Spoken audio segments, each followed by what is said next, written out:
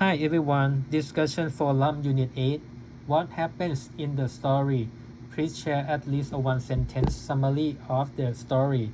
I select Kaylin by Kate Chopin. The summary of the story in my opinion is Kaylin followed her empress love in her mind by moving to live in the civilized city with a little chance of possibility to find that handsome boy who drew her a picture. Did you like the story? Why or why not? I like killing fictional short story a lot because it can create many questions in my mind and imagination.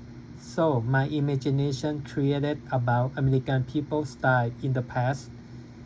It could be in Louisiana state or somewhere in the United States by Mississippi River path through.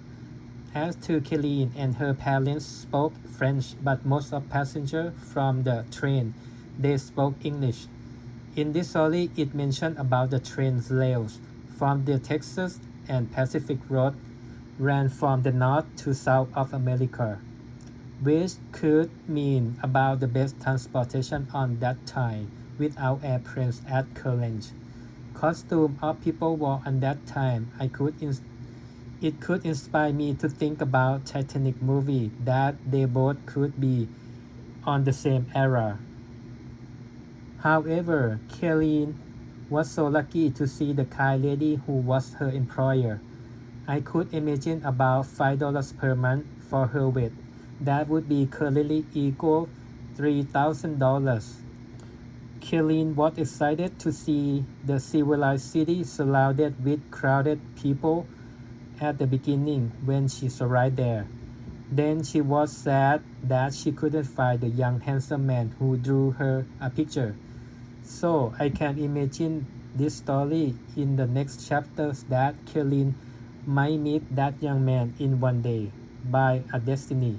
Then she could be fulfilled in this love, and she might have an obstacle for her love that would be surprise from adventure, fantasy, dramatic, happy, or sad story in her journey.